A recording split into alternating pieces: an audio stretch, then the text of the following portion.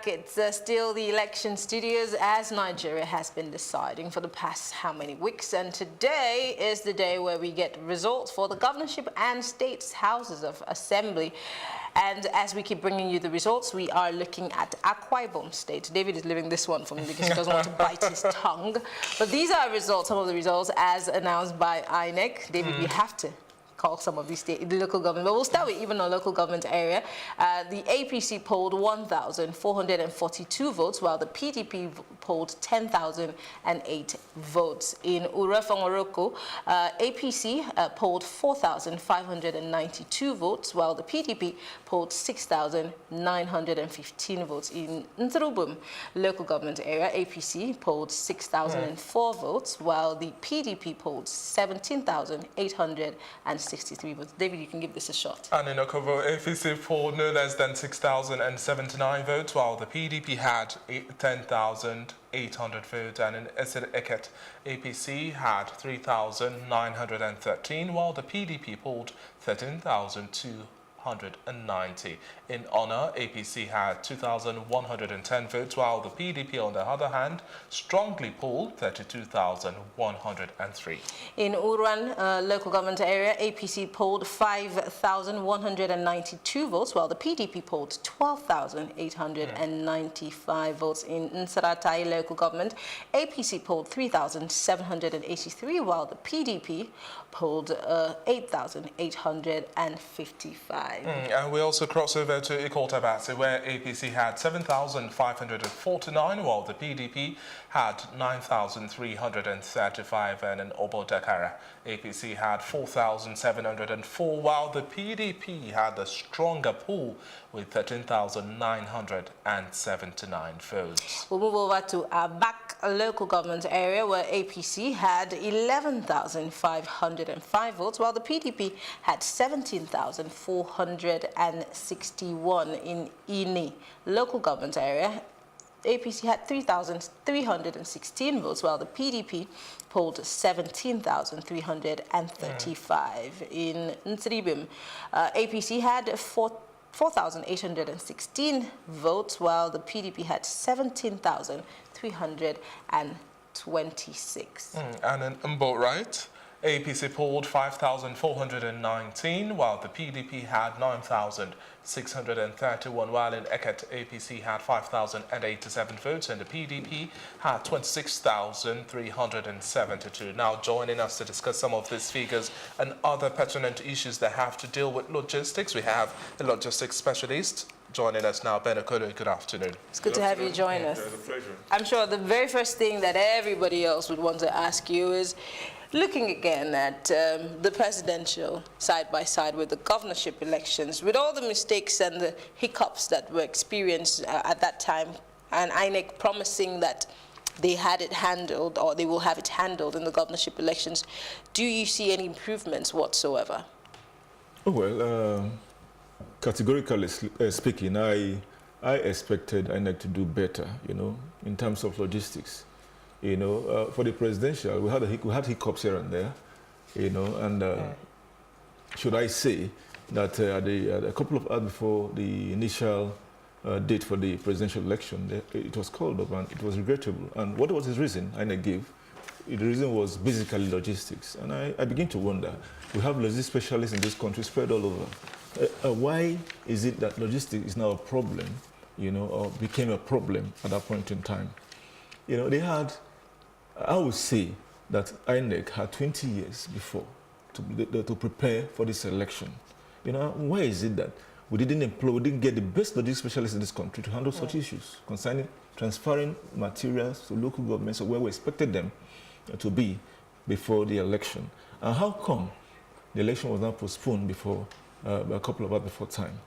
I'm of the opinion that we have perfect and grounded logistics experts in this country that would have handled that. Okay, having said that, the last presidential election equally experienced these issues of logistics. And where are we getting it? When are we really going to get it right in this country? It's an issue. It's an issue. Ask me. When are we going to get it right in this country? So we need to sit down. I need to really sit down. Now that the election is over for the governorship, sit down. work out things properly. They still have another 4 years now, before now, 2023 to be precise, to prepare.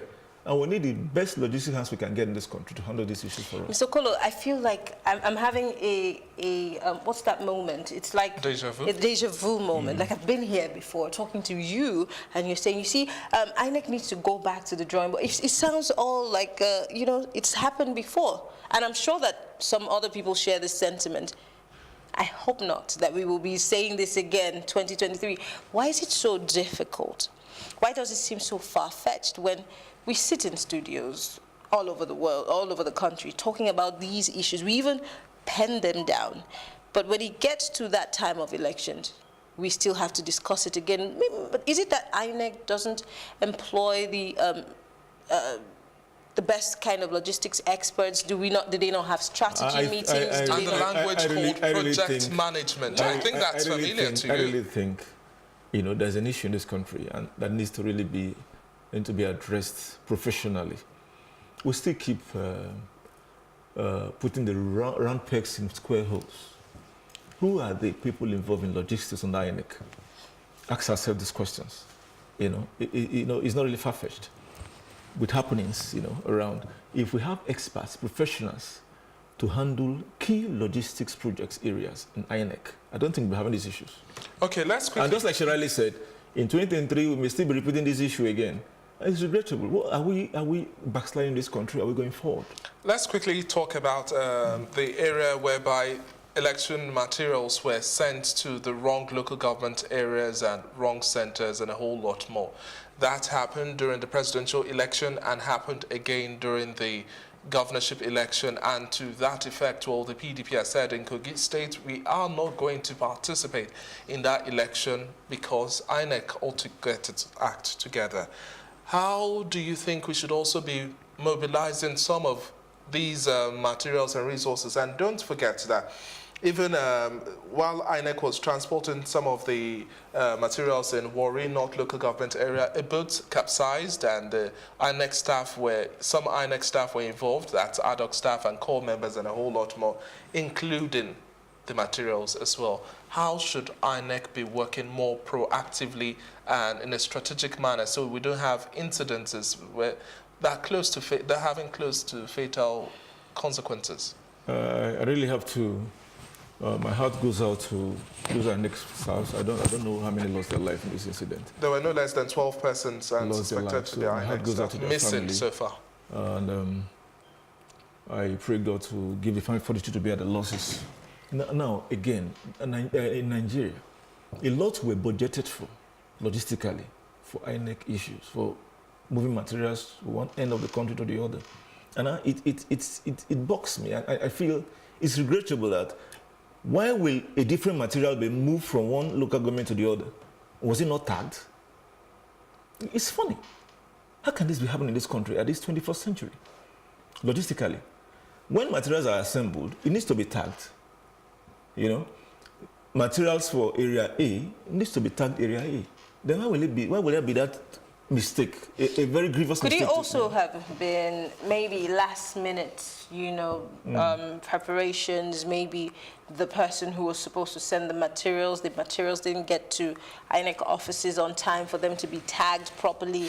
There could have been a mix-up, and you know, in between. And then for the movement, the boats now, because let's take, for example, it was Bielsa, or let's say it was Rivers. This was a Delta. Yeah, I'm just saying, North. these are states that have oil companies or oil servicing companies who have bigger boats that INEC could liaise with instead of using tiny boats that could capsize. I mean, for example, in Rivers, there's an LNG boat, which you would not feel like you're in a normal boat. While agreeing with you that there are companies that could have provided bigger boats for them, where was the budget of INEC implemented?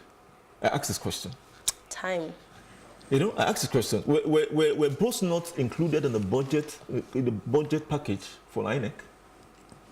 You know, because, of course, you know, you have human lives involved in this. In the movement of materials, you have machinery, you have human lives involved. Why were boats not impacted in the budget or accommodated in the budget? Or maybe helicopters. Or helicopters or choppers, whatever. Some people would say these are intentional, according to conspiracy theories, that these are intentional tactics to ensure that some individuals have their way during the whole electoral process. What do you also make of that? I don't think it's intentional. I think it's a professional malady. It's a professional problem. Okay. Now, quickly, weighing on this, now, INEC also had the situation where they had to deal with missing card readers, and they were begging the whole public, 63 initially, begging the public, Nigerians, please return these card readers. That's ahead of this governorship election, right after February 23rd.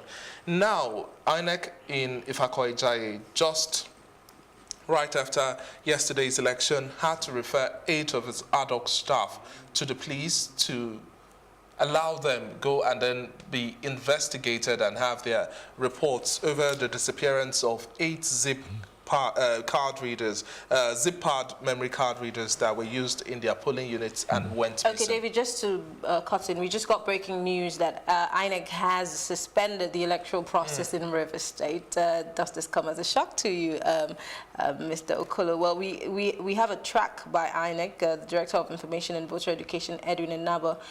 Let's listen to that, and when we come back, we'll talk. It's okay. From yesterday's elections. But as you can see, we are yet to start the collation. Returning electoral officers and local government collation officers are still being awaited, so the process has not started. There's no LGA now that has brought in results. What we have some LGAs who, for reasons of insecurity, ran from their local government areas for refuge here, and they are doing the collation with their collation officers. But for the local government, there's no local government that has results ready now for collation. The repertoire from the field. Election has come and gone yesterday, but here in INEC, they're still sorting out their results. And so far, the INEC here action have not actually started, going by the time in there, which is almost to 1. A coalition have not started its proper position in the INEC headquarters in Rivers State. Well, Mr. Kolo, you heard what they're saying, that elections has come and gone, and but from the repertoire that they have, they had to suspend it, and one would wonder why. No LG has so far brought any of the results collected. For Rivers State, right? Yes. Well, the Rivers issue now is an issue. Because I've been following up Rivers news for a while now, concerning the fact of, the governor Chisom Wike kept on saying, military trace here and there. I don't know if you've heard him saying that a couple of days back. Yeah, he said the GOC for the 2 Brigade was trying to assassinate him, allegedly. Like that, one allegation or the other. Then the court cases two in between. Just like yesterday, the court gave permission for Wike's name to be included in the voters, whatever, so that they can vote for him. And also, he surpassed the disqualification process that was brought against him in the courts. Now, I begin to wonder, what is really wrong? The politicians are pulling pranks in people's mind in Rivers State. Who are the big weights behind these issues, trying to cause confusion in Rivers State? Why not allow the election process to go on, go on the way we want it, and let's see the eventual winner?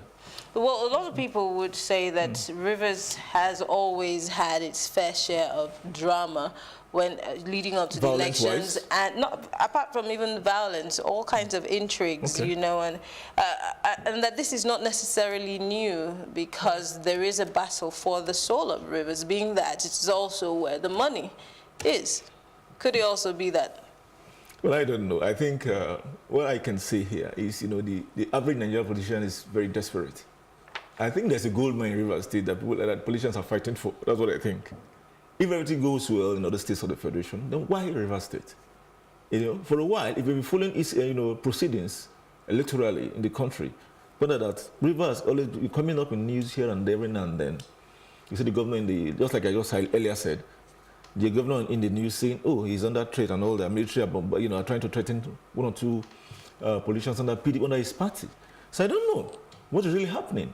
I guess the politicians in Rivers State have to really sit back and bring peace to bear in the state, you know, and let peace reign in the state, and let the electoral process go on peacefully, so we can get the governor that will rule next 4 years. Recently, in Abonema, I think it was just early this week where we heard news that several persons living in Abonema, which is part of the Riverine area, were running or scampering for safety because of a clash between the army and some suspected hoodlums, which led people to leave their homes for safety.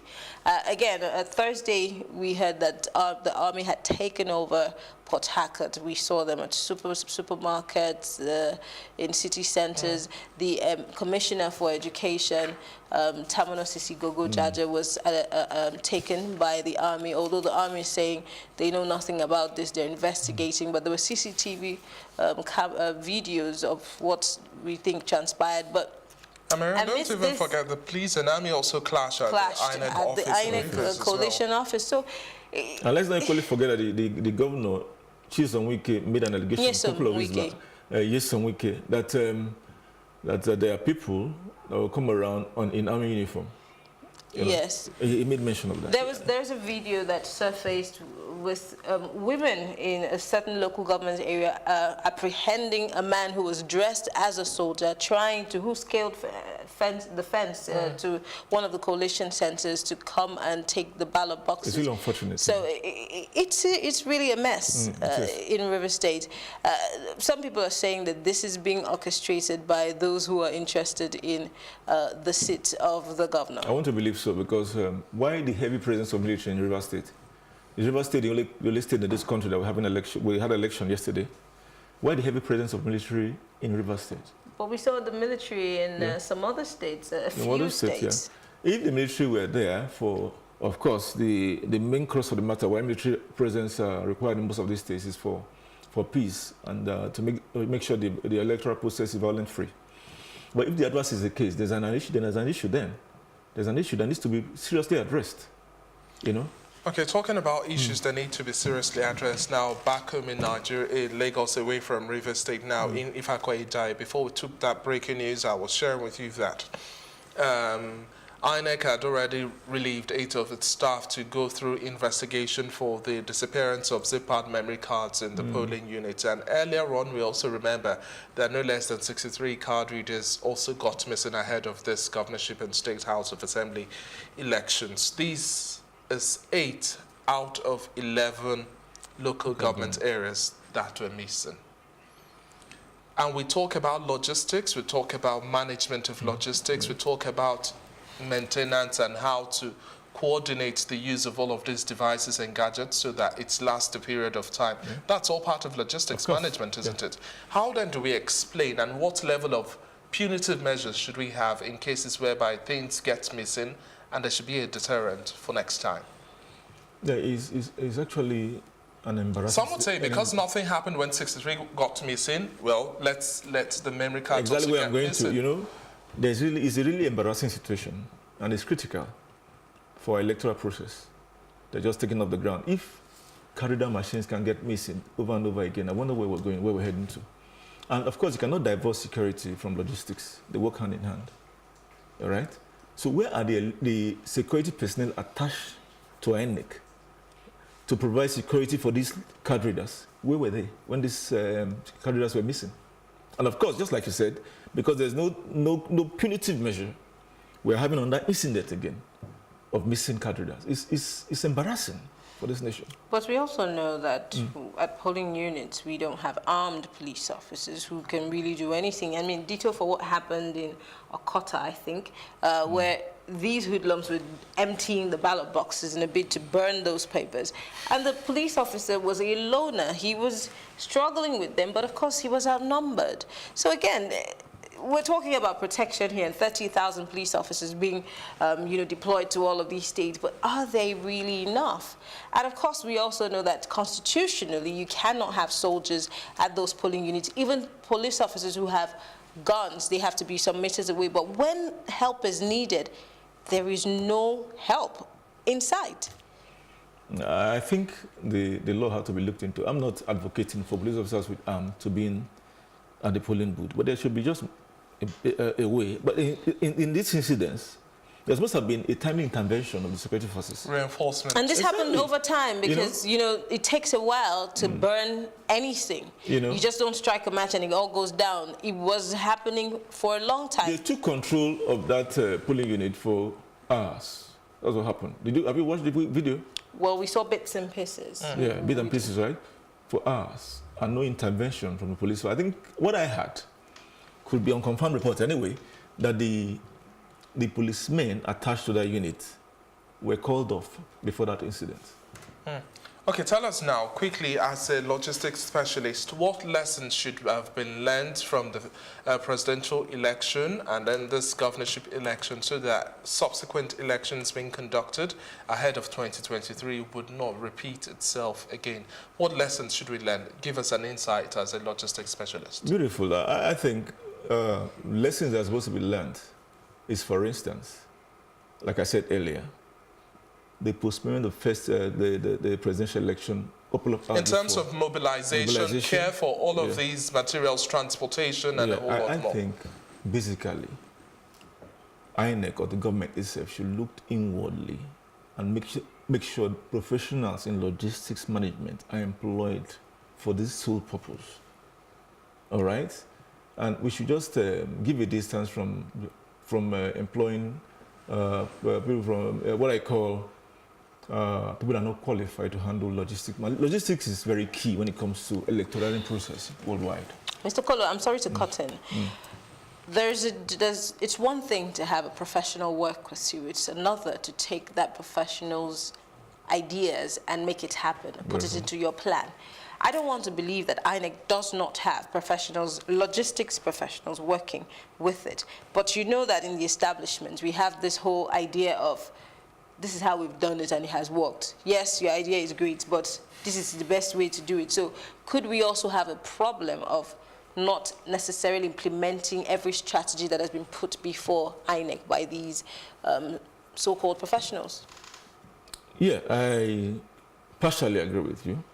But looking at the budget the government made for INEC, and of course, you understand that most of this budget for INEC is encompassing logistics and supply of materials here and there in the country, And if you don't have capable and qualified hands to handle these issues, because logistics is very sensitive, very, very sensitive. And I was taken aback when I saw in Lagos State, for instance, some parts of Lagos State, materials were being moved by private buses. It's funny, And I looked back and checked the budget of the government for INEC for this purpose. And I became worried. 189 billion naira. I became worried. And not to forget, we budgeted for horses, for dogs, for... And all that. I didn't see. And I didn't see any dog. And the budget was horses? And horses and all that. Did you see any? And of course, the police officers, we didn't see as many as we wanted to see. So again... Yeah, so going forward, logistics should be taken seriously. Not only that, policies of the government concerning electoral process in this country, should back up the logistics process for effective deliverance. Talking about, still talking about logistics now, how do we also deal with the incident of fire at INEC offices as well, where we find out that most of these ballot papers and other sensitive materials get burnt? This is also housing logistics. In your own perspective as an expert, what are the parameters we should define for INEC as well as the security operatives protecting those areas so that we have them secure and we don't have to reprint, we don't have to repurchase? No less than 198 were purchased just before the election so that we could cover what was burnt in the last election. Now, a lot goes into logistics because safety and the security of materials equally is very key when it comes to logistics. And the security agents were there, but who knows where these materials were stocked and stacked? Are they inflammable materials around? But then I got worried when one incident or the other was happening in the whole country. Fire got in INEC material, fire got in different local governments around the country. And I began to wonder, is it now that these things are happening? So what checks and balances do we put in place? Exactly. Fine, the checks and balances are beautiful. we should make sure where INEC materials are stacked, for electoral processes are well protected, number one, by security agencies, and we should make sure the place too is secured concerning fire outbreak. You understand? Or incidental, whether intentional or not, anyway. If the security agency is there, any intentional fire outbreak could be ward off. You understand? And of course, taking into cognizance the fact that inflammable materials should not be around the place where materials are stacked. And those materials, of course, are paper-like materials and all that. And these are one of the reasons why you hear of fire outbreak here and there and all that. So if these things are put in place, I guess it's going to go a long way. Don't you think that we should also replicate the sort of votes that we see at CBN, where we hastily send some of these materials to? Maybe we could have them in INEC offices, the state offices in different parts of the country. That way you know that these materials can never be destroyed, whether by water, by fire, and it will save costs, won't it? Have you taken time to think about it? Why is these materials, why are they housed in local government areas and CBN? You understand? I think housing it in INEC offices nationwide could be an aberration to the security of those materials. How do you mean? The safety of those materials will not be guaranteed. You understand? And if you see, when they send materials to local governments to be protected, they send security agents after with the materials alongside. You guys, have you noticed it? So it makes a lot of sense. Okay. How do we also deal with the issue of the polling booths and then the cubicles where people cast their votes? Some have said, well, we shouldn't have temporary, shabby structures. Instead, we should have permanent structures for the conduct of the elections as well. What should you also advise? I voted. I don't think there's anything wrong with that. But some of them were collapsing here and there. I think, these materials, you cannot construct anything permanent. When, of course, you're going to have the next election in the next 4 years. How are you going to protect it? How are you going to store it and probably safeguard it to 4 years' time? It's probably going to get rotted and all that. So I think these just ad hoc materials that could stand the test of time, serving this purpose, I think it's okay. If you ask me. All right. How do we get to the next level? Because, other countries in the world, let's even not go far to the US, because I get pretty angry when we compare ourselves with countries like the US who are Why not? thousands of years ahead of us. So, I'm just saying, because we aren't even able to play catch up with Kigali in Rwanda, how much more the US. So let's compare ourselves to the likes of Kenya. I've seen the electoral process. Let's even talk about India. Why can't we go a notch higher? Why are we still remaining at the bottom in our strategy, election strategy, as per polling units, as per how we vote, the process that we go through? Why can't we upgrade? Because we travel to these countries, we're observers in the electoral process. Why don't we take away some interesting things? We're in an ICT era. When are we ever going to play catch up? You just brought my mind back to the presidential election. I went to cast my vote. I was in polling unit from the morning till the night. It was so stressful. And I began to ask myself, was this how the US election were conducted or in Kenya? You don't understand. I'm supposed to come here, cast my vote and walk away, But of course, the advice on the air was cast your vote and protect your vote. You understand? So I really wonder when we're going to get there. It's a shame. At the 21st century, we're still we've not still gotten it right. And at state levels, what do you also anticipate next time when we are talking about elections? Some have said that we don't have to wait for all of the materials from Abuja, the center. For the whole local governments around in the country? Exactly. No, why? I think, just like every other Because we country, had a domestic observer and he said even the vest that they wear comes from Abuja. It's too centralized. It's too, just like the police and the army. This is equally a question of logistics. You understand? I still wonder why the vest they wear will be distributed. They wait till the last minute to be distributed across the country. It's funny. Could it If be? it's vest, if you're talking about materials, I understand materials are sensitive. You understand? What about the vest? Could it also be that INEC is For safety overburdened? measures. Maybe they have too many things to deal with, and maybe these things are not as important. Some would even say as for safety measures that they would just have it in their stock so that not so many people would be able to replicate or make fake ones, like we've seen. That should be their fear. Individuals That should be their fear. But of course, they could implant security in the vest. It's possible. These things are done worldwide. Why can't we do it? This is a great nation. I begin to wonder, we have the materials, we have the human resources, and why are we still laid back on issues concerning the electoral processes? INEC has said it's going to do a review of the entire process, and how do you expect them now to utilize the recommendations made from the international observers as well as domestic observers? They've said, well, they are going to work in tandem with these bodies, but how then do you expect them to utilize them? There's one thing making recommendation, and there's a difference in implementing them. How do you expect I think everything for implementation processes, we need to consider the fact that there has to be a little twist in the electoral act. It has to come from the policy, from the government, before you make any amendments down the line. You understand? So if these are done properly and the government decides to correct the policy in a way that will accommodate international observers' suggestions and, of course, local suggestions, it's going to go a long way in making sure that the next electoral process is done well. The last time INEC made any, proposal to the government, it landed on the president's table and it's gathering dust. Shouldn't we, the people, be pushing for it? Oh, well, who are the people? We have representatives in the Senate and the House of Reps. What are they doing? Are they just there to enjoy the comforts of the offices that they voted for? They are there to fight for the people and to fight for what is right. You understand? If these processes or acts of electoral process gets to the House, they should be able to look at it critically and make do with it and make sure there's a change in this country. This country should move forward from where we are. Okay.